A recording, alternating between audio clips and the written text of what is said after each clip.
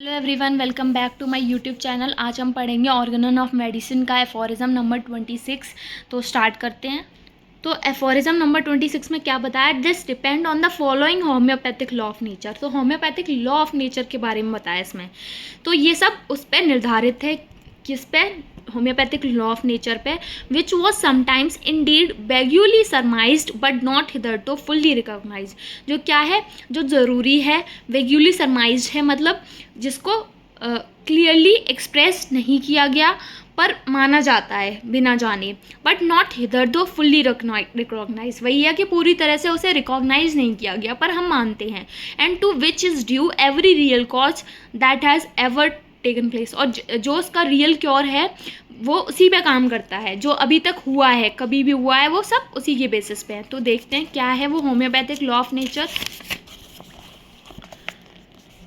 A weaker dynamic affection is permanently extinguished in the living organism by a stronger one.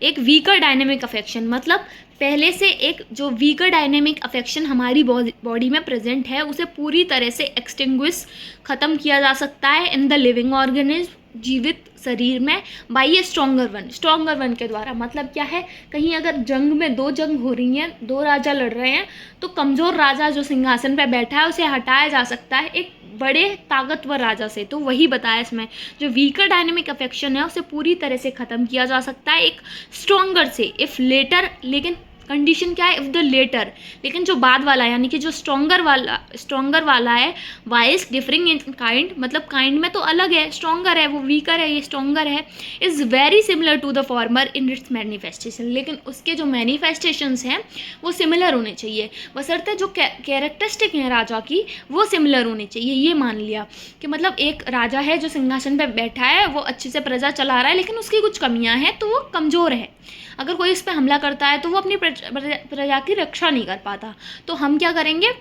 या फिर वो अपनी प्रजा को पीड़ा पहुंचा रहा है, तो हम क्या करेंगे? उससे एक स्ट्रॉन्ग राजा लाएंगे जो अच्छा हो, दयालु हो, लेकिन वो कमज़ोर ना हो। तो वही यहाँ है, जो वीकर डायनेमिक अफेक्शन है उसकी जगह स्ट्रॉन्गर वन लाएंगे, लेकिन स्ट्रॉन्गर वन की क्या होना चाहिए? वो मैनिफेस्टेशंस उसकी सिमिलर होनी चाहिए, मतलब जो उसके क्लिनिकल सिम्टम्स है वो सिमिलर होने चाहिए। अब इसका फुटनोट देखते हैं। Thus are cured both physical affection and moral maladies. इससे क्या होगा? दोनों चीज़ें क्योर की जाएंगी, फिजिकल अफेक्शंस भी और मोरल मेलेडीज भी, मतलब मेंटल सिम्टम्स या फिर जो भी सोच है इंसान की वो भी। How is that? In the early dawn the brilliant Jupiter vanishes from the gaze of beholder by a stronger, very similar power acting on the optic nerve, the brightness of the approaching day. In situation replete with fetal orders, wherewith is it usual to soothe effectually the offended olfactory nerves. तो ये कुछ examples बताए हैं। तो सबसे पहले समझते हैं, how is that in the early dawn the brilliant Jupiter vanishes from the gaze of beholder. मतलब ये कैसे, हाउ इज़ दैट, ये कैसे पॉसिबल है, ये कैसे हो गया? इन द अर्ली डॉन मतलब सुबह सुबह, मतलब जो ब्रिलियंट जुपिटर है, मतलब जुपिटर क्या है? बहुत ही शाइनी है, चमकता है। पर क्या होता है जब सुबह सुबह क्या होता है? अर्ली डॉन मॉर्निंग में जब सूरज निकलता है from the gaze of beholder. Beholder मतलब जो सूरज है, सूरज की चमक से वो क्या होता है? वो वेनिस हो जाता है, गायब हो जाता है। मतलब वैसे तो जुपिटर चमकता है, लेकिन जैसे ही सूरज आ गया तो वो नहीं दिखता। मतलब क्या है? वही वाली कहानी आ गई कि जो वीकर वाला है उसे हटा दिया गया स्ट्रॉन्गर वाले से। अब क्या है? फ़ोन की जो फ्लैश है, सॉरी फ़ोन की स्क्रीन, मान लो फ़ोन की स्क्रीन जल रही है, तो अगर लाइट ऑफ है तो हमें दिखेगी, लेकिन अगर हमने लाइट ऑन कर दी तो क्या होगा? लाइट ऑन करने पर जो लाइट की चमक है उससे क्या होगा? फ़ोन की स्क्रीन की जो चमक है वो कम हो जाएगी। तो वीकर वन को रिप्लेस कर दिया किससे? स्ट्रॉन्गर वन से। आगे देखते हैं। By a stronger very similar power acting on the optic nerve. अब क्या बताया है कि जो जुपिटर है और जो बिहोल्डर उसका यानी कि जो सन है, दोनों की क्या है? बहुत ही सिमिलर पावर है। दोनों ही क्या करते हैं? दोनों ही लाइट एनर्जी रिफ्लेक्ट करते हैं किस पे? ऑप्टिक नर्व पे एक्ट कर रहे हैं। The brightness of the approaching day, मतलब जो भी डे आ रहा है, मतलब be by a stronger very similar power, मतलब ऑप्टिक नर्व पे एक पावर आई जुपिटर की, लेकिन जैसे ही डे अप्रोच होने लगा, मतलब जैसे ही दिन की शुरुआत होगी, वैसे ही एक स्ट्रॉन्ग पावर आएगी जो सन की होगी, और उससे क्या होगा? जो पहले वाली पावर है उसका इफेक्ट कम हो जाएगा। आगे देखते हैं। in situation replete with fetid odor wherewith it is usual to soothe effectually the offended olfactory nerve. अब क्या बताया है कि दूसरा एग्जाम्पल दिया है कि जैसे क्या होता है, कोई बदबूदार चीज़ है, उसकी स्मेल हमने ले ली, स्नफ कर ली, फिर उसके बाद क्या होगा, अगर हम उससे स्ट्रॉन्ग अगर कोई हम अच्छी स्मेल करते हैं, मतलब अच्छी फ्रेगनेंस मान लो, पहले हमने फीटेड ऑर्डर स्मेल कर लिया, ऑफेंसिव चीज़, उसके बाद अब हम क्या करेंगे, अब हम एक अच्छी सी स्ट्रॉन्ग वाली फ्रेगनेंस स्मेल करेंगे, तो उससे क्या होगा, उसका असर ख़त्म हो जाएगा, मतलब वो उसको रिप्लेस कर देगी। फिर इसमें बताया with snuff that affect the sense of smell in a similar. अब क्या है, स्नफ करते हैं दोनों को, तो दोनों क्या कर रही हैं, सेंस ऑफ स्मेल पे काम कर रही हैं, तो दोनों ही अफेक्ट कर रही हैं एक ही तरह से, in a similar manner but stronger manner. लेकिन बाद वाला क्या है, स्ट्रॉन्ग है, तो उसने वीकर वन को हटा दिया। No music, no cigarette cake which act on the nerves of other senses can cure this olfactory disgust. अगर हम क्या करें, म्यूजिक सुनने लगे, बदबू आ रही है, म्यूजिक सुनने लगे, तो क्या होगा, बदबू फिर भी आएगी, क्योंकि वो उसके सिमिलर नहीं है। तो हमें क्या चाहिए, अगर हमने ऑफेंसिव चीज़ स्मेल करी है तो हमें फ्रेगनेंस चाहिए, क्योंकि दोनों का एक्शन कैसा होना चाहिए, सिमिलर होना चाहिए।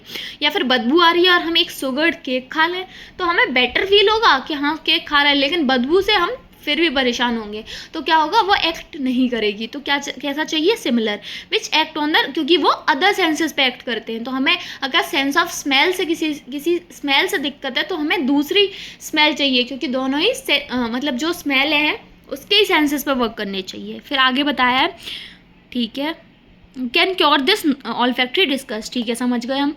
How does the soldier cunningly stifle the piteous cries of him who runs the gauntlet from the ears of compassionate bystanders. By the shrill notes of the fife commingled with the roll of noisy drum and the distant roll of enemy's cannon that inspires his army with fear, by the loud boom of the big drum, for neither the one nor the other would the distribution of brilliant piece of uniform nor a reprimand to the regiment suffice.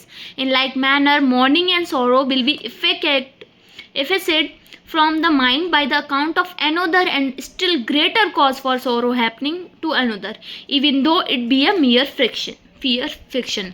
अब इसमें बताया कि soldiers जो होते हैं, मतलब जो जवान होते हैं, वो क्या करते हैं, जहाँ वो लड़ रहे हैं वहाँ पे क्या है, अगर किसी को चोट लग गई और या फिर कोई किसी का लॉस हो गया, तो उसमें क्या है, अगर किसी ने पिटियस क्राई मतलब रोना शुरू कर दिया दुख में, तो क्या होगा, अब वो दुख तो उसे फील होगा सोल्जर को। अब उसके साथ साथ क्या है, उसके कानों पे उस आवाज़ को हम रोक सकते हैं, किससे, कि जो आर्मी के जो गन्स हैं, जो राइफल्स हैं, उनके थ्रू वो नॉइज़ हम रोक सकते हैं। लेकिन जो उसकी फीलिंग है वो कैसे रोकेगी, मतलब आवाज़ से तुम उसकी क्राई सुनने बंद करा सकते हो, लेकिन जो उसे फील हुआ है, उसे देख के, उसे रोता देख के, अगर किसी का लॉस हुआ है तो उसे जो दर्द महसूस हो रहा है वो ख़त्म नहीं होगा। फिर इसी में यही आगे बताया है कि मतलब वो नॉइजी ड्रम से या फिर बिग ड्रम के लाउड नॉइज से, अगर जो फियर उत्पन्न हुआ है आर्मी में, दूसरी आर्मी की किसी भी उससे, मतलब इनेमीज़ की तोपों से अगर हमला हुआ और एक आर्मी के हमारी मतलब दूसरी तरफ जो आर्मी है उसके अगर किसी भी जवान के अंदर डर पैदा हो गया, तो तुम उसे जो ड्रम है उसकी लाउड नॉइज से ख़त्म नहीं कर सकते, क्योंकि जो फियर क्या है वो अलग उसमें काम कर रहा है, वो जो नॉइज़ है वो सिर्फ फिजिकली काम करेगी, कानों में जाएगी, लेकिन जो फियर है वो क्या है, इमोशनली भी काम कर रहा है। वैसे ही वो जो पिटियस क्राई है वो इमोशनली भी काम कर रही है, तो हम उसे सिर्फ वो जो नॉइज़ है ड्रम की उससे ख़त्म नहीं कर सकते। फिर आगे यही बताया गया कि हम उसको कैसे ख़त्म कर सकते हैं, जो दुख है उसे क्या कर सकते हैं, अगर हम उससे बड़ा कोई अच्छा न्यूज़ दे दें उसे, तो उसका दुख खत्म हो जाएगा, या फिर उससे ग्रेटर सफरिंग हो उसकी, तो वो पुराना गम अपना भूल जाएगा।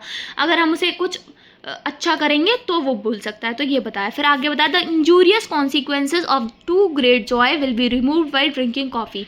मतलब बहुत ज़्यादा कोई इंसान बहुत ज़्यादा खुश हो गया, बहुत ज़्यादा जॉय आ गया, उसके जो इंजूरियस कॉन्सिक्वेंसेज हैं उनको हटाया जा सकता है कॉफ़ी पीने से, which produce an excessively joyous state of mind. मतलब उससे क्या होगा, उससे स्ट्रॉन्गर जॉयस स्टेट क्रिएट हो जाएगी।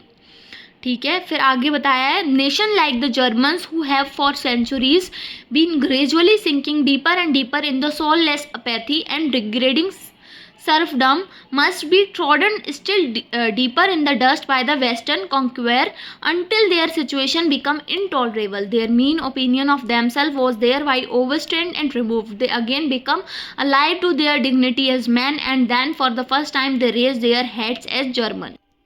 तो इसमें आगे जर्मन्स की बात की है कि जो जर्मन्स थे, जो जर्मनी के लोग थे, वो क्या थे, बहुत सदियों से बहुत गहरे दुख में जा रहे थे, deeper and deeper in soulless apathy.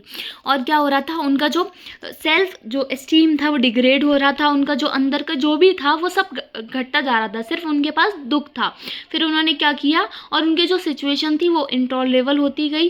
फिर उन्होंने क्या किया कि उस दुख को हटाने के लिए उन्होंने क्या किया कि उन्होंने ये तरीके अपनाए, क्या, जो वीकर डायनेमिक अफेक्शन को स्ट्रॉन्गर वन से हटाया जा सकता है अगर वो उसके सिमिलर हो, स्ट्रॉन्गर वाला। तो फिर उन्होंने ये तरीका अपनाया और उससे क्या हुआ, वो फिर से एक मैन की तरह उनकी डिग्निटी वापस आ गई, वो जीने लग गए, उनके दुख खत्म हो गए और उनकी लाइफ अच्छी हो गई। तो there raise their head as Germans, और फिर वो जर्मन्स की तरह रहने लगे। तो ये था एफोरिज्म नंबर 26। अगर आपको वीडियो पसंद आया तो लाइक करें, चैनल को सब्सक्राइब करें, और कोई भी क्वेरी है तो कमेंट सेक्शन में पूछ सकते हैं। Thank you for watching.